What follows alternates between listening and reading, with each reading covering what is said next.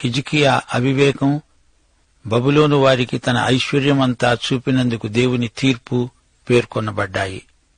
1వ వచనం నుండి వినండి. బబులోను యూఫ్రటీసు నదీ తీరాన ఉన్నది. అష్షూరు పని అయిపోయింది. ఇప్పుడు యూదాకు బబులోను బెడద వచ్చి పడింది. అన్యుల కాలంలో బబులోను ఉచ్చస్థితికి హెచ్చించబడింది. నెబుకద్నెజరు కలలో విగ్రహ ప్రతిమ తల బంగారం, అదే బబులోను సామ్రాజ్యానికి ప్రతీక. హిజ్కియా బలహీనత ఈ అధ్యాయంలో పేర్కొనబడింది. హిజ్కియా తన ప్రతిభను చూచుకొని గర్వించాడు. 1వ వచనం. ఆ కాలమందు బబులోను రాజును బలదాను కుమారుడైన మెరోదక్ బలదాను హిజ్కియా రోగి అయి బాగుపడిన సంగతి విని పత్రికలను కానుకలను అతని యొద్దకు పంపగా, హిజ్కియా దూతలు వచ్చిన మాట విని వారిని లోపలికి రప్పించి తన ఇంటనేమి రాజ్యమందేమీ కలిగిన సమస్త వస్తువులలో దేనిని మరుగు చేయక తన పదార్థములు గల కొట్టును, వెండి బంగారములను, గంధవర్గములను, పరిమళ తైలమును, ఆయుధశాలను, తన పదార్థములలోనున్న సమస్తమును వారికి చూపించాడు. పిమ్మట యెషయా ప్రవక్త హిజ్కియా రాజు వద్దకు వచ్చి అడిగాడు, ఆ మనుష్యులు ఏమన్నారు? నీ వద్దకు ఎక్కడి నుండి వచ్చారు? హిజ్కియా అన్నాడు, బబులోను అనే దూరదేశము నుండి వారు వచ్చారు. నీ ఇంట వారేమి చూచారు? అడిగాడు యెషయా. హిజ్కియా అన్నాడు, నా పదార్థములలో దేనిని మరుగు చేయక నా ఇంటనున్న సమస్తమును నేను వారికి చూపించాను. అంతటా యెషయా అన్నాడు, యెహోవా మాట విను. రాబోయే దినములలో ఏమీ మిగలకుండా నీ ఇంటనున్న సమస్తము నేటి వరకు నీ పితరులు సమకూర్చి దాచిపెట్టినది అంతా బబులోను పట్టణానికి ఎత్తుకొని పోతారు. నీ గర్భమందు పుట్టిన నీ పుత్ర సంతును బబులోను రాజు నగరునందు నపుంసకులనుగా చేయటానికి వారు తీసుకొని పోతారు.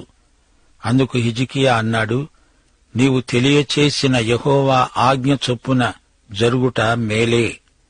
నా దినములలో సమాధాన సత్యములు కలుగునుగాక. ప్రియ శ్రోతలు వింటున్నారా? మెరోదాకు బలదాను అనే పేరుకు అర్థం ఉంది. మెరోదాకు అంటే తిరుగుబాటుదారు, బలదాను అంటే ప్రభువు కాడు. ఇతనికి ముందు నిమ్రోదు అనే రాజు ఉండేవాడు. అతడే బబులోను రాజ్యానికి మూలపురుషుడు. సైతాను తిరుగుబాటుదారులందరికీ మూలం అతడే. ఇతడు ఈ యుగ సంబంధమైన దేవుడు. ఇతడు దేవ విరోధి. బబులోను రాయబారులు ఒక లేఖ తెచ్చారు. అందులో రాజు హిజ్కియాను తెగ పొగిడేశాడు. రాజా, నీ గురించి బబులోను రాజు ఎంతో అడుగుతున్నాడు. ఆయనకు మీరంటే ఎంతో అభిమానం. నీకు ఈ మధ్య జబ్బు చేసిందటగా? ఇప్పుడు బాగయ్యారు గదా, మాకెంతో సంతోషం. మీకివే మా ప్రేమపూర్వక కానుకలు. దావీదు సొలొమోను కాలంలో సేకరించబడిన వస్తు సముదాయమంతా హిజ్కియా భద్రం చేసి ఉంచాడు. తన వెండిని, బంగారాన్ని శత్రురాజుకు చూపి గొప్ప తప్పు చేశాడు హిజ్కియా. 2 దినవృత్తాంతములు 32వ అధ్యాయం 27-28 వచనాలలో చెప్పబడినట్లు హిజ్కియాకు అతి విస్తారమైన ఐశ్వర్యమును ఘనత కలిగాయి. అతడు వెండి బంగారములను, రత్నములను, సుగంధ ద్రవ్యములను, డాళ్లను, నానావిధములైన శ్రేష్టమైన ఉపకరణాలను సంపాదించి వాటికి బొక్కసములు కట్టించాడు. ధాన్యమును, ద్రాక్షరసమును, తైలమును ఉంచటానికి కొట్లను, పలువిధముల పశువులకు శాలలను, మందలకు దొడ్లను కట్టించాడు. బబులోను ప్రభుత్వం పంపిన లేఖను దేవుని ఎదుట పెట్టి ఈసారి అతడు ప్రార్థించలేదు. బబులోను వారి పొగడ్తలు నమ్మి హిజ్కియా మోసపోయాడు. యెరూషలేములోని ధనాగారమంతా వారికి చూపెట్టాడు. రహస్యమంతా శత్రువులకు ఈ విధంగా చూపడం హిజ్కియా చేసిన గొప్ప తప్పు. వెంటనే దేవుని ప్రవక్త అయిన యెషయా హిజ్కియా రాజును సందర్శించాడు. యెషయా రాజుకు ఖండితంగా చెప్పాడు, రాజా, చూస్తూ చూస్తూ చేజేతులా శత్రువుకు లొంగిపోయావు. శత్రువు చేతిలోకి పోయావు. పరాయి వాళ్లకు ఏ రాజైనా తన రహస్యాలు చెబుతాడా, చూపుతాడా? ఈ ప్రవచనం యెషయా నోట వెలువడింది. అది అప్పటికప్పుడే అక్షరాలా నెరవేరింది. 2 రాజులు 24, 25 అధ్యాయాలలో, దానియేలు గ్రంథం 1 అధ్యాయంలో ప్రవచనం నెరవేర్పు వివరాలు రాయబడి ఉన్నాయి. హిజ్కియా ఏమంటున్నాడు? నేను బ్రతికి ఉండగా ఈ ప్రవచనం నెరవేరదు గదా, అది మేలే. అయితే తన తదనంతరం మాటేమిటి? వారికి ఎంత కీడు! హిజ్కియా అదేమైనా ఆలోచించాడా? హిజ్కియా ఆయుష్కాలం మరో 15 సంవత్సరాలు పొడిగించబడింది ఇందుకేనా? తానొక మూర్ఖుడుగా చరిత్రలోకి ఎక్కాడు. 39వ అధ్యాయంలో చరిత్రాత్మకమైన విశేషాలు ముగిశాయి. చూచారా శ్రోతలు? సైతాను సింహంలాగా గర్జిస్తాడు, బెదిరిస్తాడు. దానికి నీవు బెదరవు. అప్పుడు సర్పంలాగా వస్తాడు. అప్పటికీ నీవు లొంగవు. అప్పుడు వాడు నిన్ను ముద్దాడుతాడు. సామెతలు 27వ అధ్యాయం 6వ వచనం. పగవాడు లెక్కలేని ముద్దులు పెడతాడు. బబులోను రాజు యూదా సాయంతో అష్షూరును దెబ్బతీయాలని చూచాడు. మేలును కోరిన స్నేహితుడు గాయాలు చేస్తాడు. యెషయా స్పష్టంగా చెప్పాడు, బబులోను ప్రమాదకరమైన శత్రువు. బబులోను యూదాను వశపరుచుకుంటుంది. ఈ విషయంలో హిజ్కియా పశ్చాత్తప్తుడవ్వాల్సింది పోయి, ఇదీ మేలే కదా అంటున్నాడు. తెలివి తక్కువ. తన కాలంలో రాదుగదా అనుకుంటే సరిపోతుందా? విశ్వాసి అయినా ముందుచూపు లేనివాడు మందభాగ్యుడవుతాడు.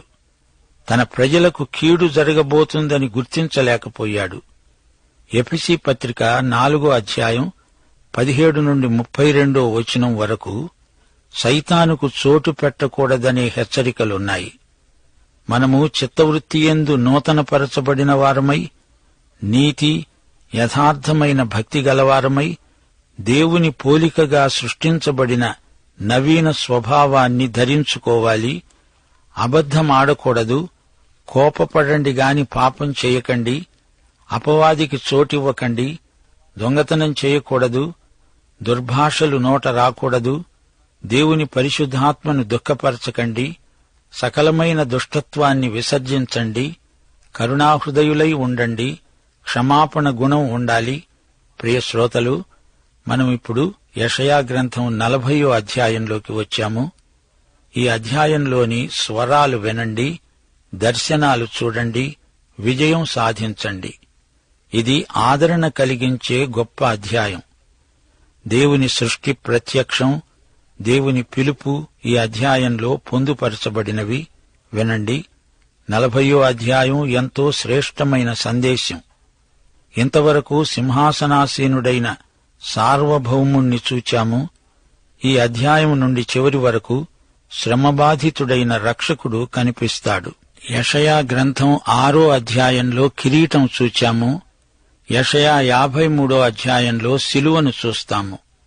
మొదటి భాగంలో దేవుని ప్రభుత్వం, రెండో భాగంలో దేవుని కృపను చూడబోతున్నాము. ఇప్పుడు సీనాయి కొండ దృశ్యం కాదిది, ఇది కృపా సందేశం. వినండి. యెషయా 40వ అధ్యాయం 1వ వచనం నుండి. మీ దేవుడు సెలవిచ్చిన మాట ఏదనగా, నా జనులను ఓదార్చండి, ఓదార్చండి. యెరూషలేముతో ప్రేమగా మాట్లాడండి.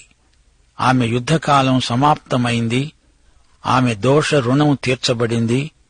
యెహోవా చేతి వలన ఆమె తన సమస్త పాపముల నిమిత్తము రెండింతలు పొందింది అనే సమాచారము ఆమెకు ప్రకటించండి. ఇక భారము లేదు, శ్రమ లేదు. భారవాహకుడు, శ్రమబాధితుడు అయిన యేసుక్రీస్తు ఇప్పుడు మనకు కనిపిస్తున్నాడు. ప్రయాసపడి భారము మోసే సమస్త ప్రజల భారాలు మోయగలవాడు యేసుక్రీస్తే. ఆదరణకర్త పరిశుద్ధాత్మే. 2 కొరింథీ 1వ అధ్యాయం 3-4 వచనాలలో పౌలు ఆదరణను గురించే మాట్లాడుతున్నాడు. కనికరము చూపే తండ్రి, సమస్తమైన ఆదరణను అనుగ్రహించే దేవుడు స్తుతింపబడునుగాక. దేవుడు మమ్మును ఏ ఆదరణతో ఆదరిస్తున్నాడో అదే ఆదరణతో ఎట్టి శ్రమలలో ఉన్న వారినైనా ఆదరించడానికి శక్తిగలవారమగునట్లు ఆయన మా శ్రమ అంతటిలో మమ్మును ఆదరిస్తున్నాడు. యోహాను సువార్త 14వ అధ్యాయం 16వ వచనంలో ప్రభువే స్వయంగా అన్నాడు, నేను తండ్రిని వేడుకుంటాను, మీ వద్ద ఎల్లప్పుడూ ఉండడానికి ఆయన వేరొక ఆదరణకర్తను, అనగా సత్యస్వరూపి అయిన ఆత్మను మీకు అనుగ్రహిస్తాడు. ఈయన, ఈ పరిశుద్ధాత్మ ఈ రోజున మనలను ఆదరించే ఆదరణకర్త. ఆలకించండి. అడవిలో ఒకడు ప్రకటిస్తున్నాడు, ఎట్లనగా అరణ్యసీమలో యెహోవాకు మార్గము సిద్ధపరచండి, ఎడారిలో మా దేవుని రాజమార్గము సరళము చేయండి. అవును, ఆమె రుణం తీర్చబడింది. మనం తీర్చలేని రుణం ఆయన చెల్లించాడు. ఆయనే మన పాపములకు శాంతికరమై ఉన్నాడు. ఈ రోజున మనం దేవునితో సమాధానపడాలి. క్రీస్తు చేసింది మనం అంగీకరించటమే మనము చేయదగింది, చేయగలిగింది. అరణ్యంలో స్వరం బాప్తిస్మకుడైన యోహానే అని 4 సువార్తలు ఈ వచనాన్నే ఉదహరించటం జరిగింది. మత్తయి, మార్కు, లూకా, యోహాను సువార్తల్లో ఇదే సత్యం నొక్కి వక్కాణించబడింది. 4 నుండి 14వ వచనం వరకు ప్రతి లోయను ఎత్తు చెయ్యాలి, ప్రతి పర్వతాన్ని, ప్రతి కొండను అణచాలి.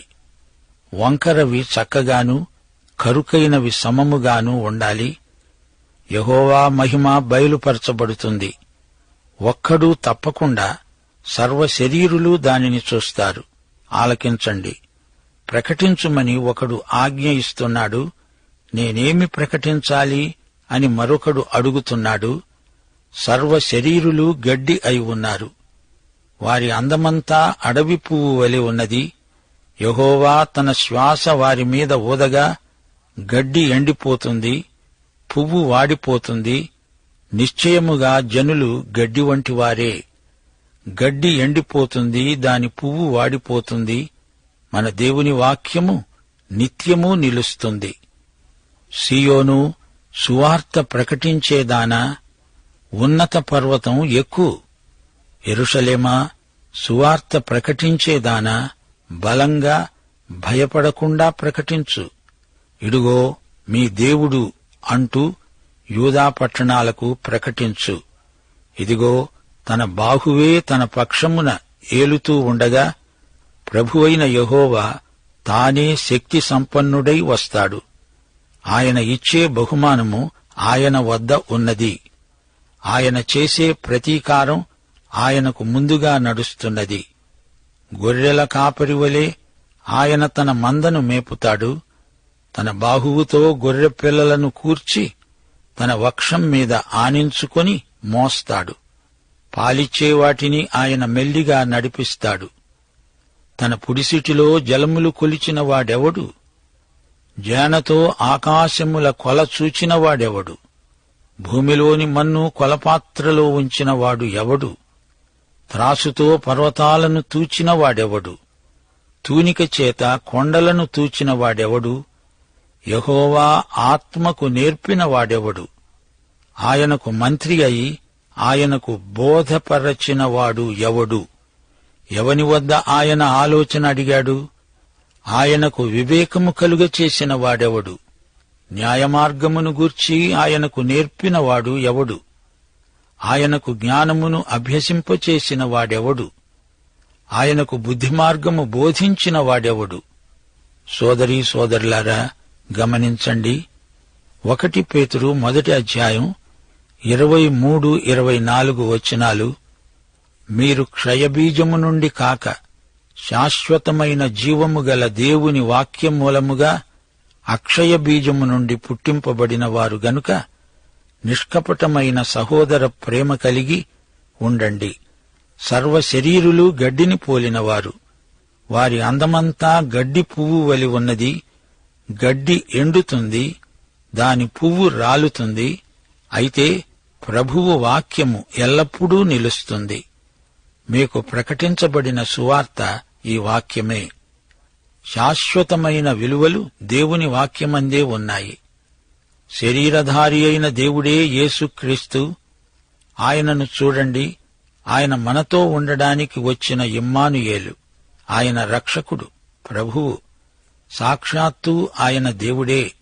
యేసు వచ్చాడు, రెండోసారి వస్తాడు అని యెషయా చెప్తున్నాడు. ఆయన రెండు రాకడలు కలిసి సువార్త అవుతుంది. బహుమానం తెస్తాడు. సువార్తను నమ్మని వారిపై ప్రతీకారం తీర్చుకుంటాడు. యేసు మంచి కాపరి, గొప్ప కాపరి, ప్రధాన కాపరి. యోహాను సువార్త 10వ అధ్యాయం 11-15 వచనాలు. మంచి కాపరి తన గొర్రెల కోసం తన ప్రాణమే పెడతాడు. దేవుడు ఎవరనుకున్నారు? ఆయన సృష్టికర్త. సమస్తమును నిర్మించినవాడు ఆయనే. ప్రభువా, విశ్వనిర్మాత, నీకు స్తోత్రం. దేవునికి ఎవరూ సలహా ఇవ్వనక్కర్లేదు. దేవునికి సమానులెవరూ లేరు, ఉండరు. దేవుణ్ణి ఎవరితోనూ పోల్చడానికి వీల్లేదు. 18వ వచనం. మీరు ఎవనితో దేవుణ్ణి పోలుస్తారు? ఏ రూపాన్ని ఆయనకు సాటి చేయగలరు? 19వ వచనం. విగ్రహారాధనను గురించి దేవుడేమంటున్నాడు? విగ్రహాలను చూడగా శిల్పి దానిని పోతపోస్తాడు, కంసాలి దాన్ని బంగారు రేకులతో పొదుగుతాడు, దానికి వెండి గొలుసులు చేస్తాడు. బంగారు వెండి ప్రతిమలు. 20-21 వచనాలు. విలువగల దానిని అర్పించజాలని నీరసుడు పుచ్చని మాను ఏర్పరచుకుంటాడు. కదలని విగ్రహాన్ని స్థాపించడానికి నేర్పుగల పనివాణ్ణి వెదకి పిలుచుకుంటాడు. విగ్రహ శిల్పాలు ఎంతో ఖర్చుతో కూడినవి. మీకు తెలియదా? మీరు వినలేదా? మొదటి నుండి ఎవరూ మీతో చెప్పలేదా? భూమిని స్థాపించడాన్ని బట్టి మీరు దాన్ని గ్రహించలేదా? సృష్టికర్తను సృష్టితో పోల్చదగునా? దేవుడెవరు? ఆయన భూమండలము మీద ఆసీనుడై ఉన్నాడు. దాని నివాసులు మిడతల వలె కనపడుతున్నారు. ఒకడు తెరను విప్పినట్లు ఆయన ఆకాశ వైశాల్యమును వ్యాపింపచేస్తాడు. ఒకడు గుడారము వేసినట్లు ఆయన దానిని నివాస స్థలముగా ఏర్పరిచాడు. దేవుడు ఆకాశ మహాకాశాలకు పైన ఉన్నాడు. ఇప్పుడు 27వ వచనం. ఆలోచించండి. యాకోబూ, నా మార్గము యెహోవాకు మరుగై ఉన్నది, నా న్యాయము నా దేవుని దృష్టికి కనబడలేదు అని నీవేళ అంటున్నావు? ఇశ్రాయేలు, నీవేళ ఇలా చెబుతున్నావు? శ్రోతలు వింటున్నారా? దేవునికి తన ప్రజల సమస్యలేవో తెలుసు. దేవుణ్ణి నమ్ముకుంటే ఆయన తుఫానులను నిమ్మళింపచేయగలడు. అయితే పెను తుఫానులో మనం నేర్చుకోవలసిన పాఠాలెన్నో ఉన్నాయి. 28వ వచనం. నీకు తెలియలేదా? నీవు వినలేదా? భూదిగంతములను సృజించిన యెహోవా నిత్యుడైన దేవుడు. ఆయన సొమ్మసిల్లడు, అలసిపోడు. ఆయన జ్ఞానమును శోధించడం అసాధ్యం. మన దేవుడు గొప్పవాడు. ఆయనతో ఏ మనుష్యుణ్ణి పోల్చలేము. ముగింపులో 30-31 వచనాలు వినండి. బాలురు సొమ్మసిల్లుతారు, అలసిపోతారు. యువకులు తప్పక తొట్టిల్లుతారు. యెహోవా కొరకు ఎదురుచూచేవారు నూతన బలము పొందుతారు. వారు పక్షిరాజు వలె రెక్కలు చాపి పైకి ఎగురుతారు. అలయక పరిగెత్తుతారు, సొమ్మసిల్లక నడిచిపోతారు. దేవుడు మన రక్షకుడు. ఆయనే మనకు గొప్ప ఆదరణకర్త. ఆయనే బలపరిచేవాడు, సంరక్షకుడు, పోషకుడు. ఆధ్యాత్మిక వయో విభజన గమనించండి. 1 పిల్లలు పక్షిరాజులై ఎగురుతారు. 2 యువకులు పరిగెత్తుతారు. 3 పరిపక్వ దశలో విశ్వాసులు నడిచి వెడతారు. 1 యోహాను 2వ అధ్యాయం 12-14 వచనం వరకు ఆధ్యాత్మిక వయస్సు పేర్కొనబడింది. పిల్లలారా, యువకులారా, తండ్రులారా అని యోహాను సంబోధిస్తున్నాడు. ప్రియశ్రోతలు, మీ ఆధ్యాత్మిక వయస్సు ఎంత? దైవాశీస్సులు. ఆమేన్.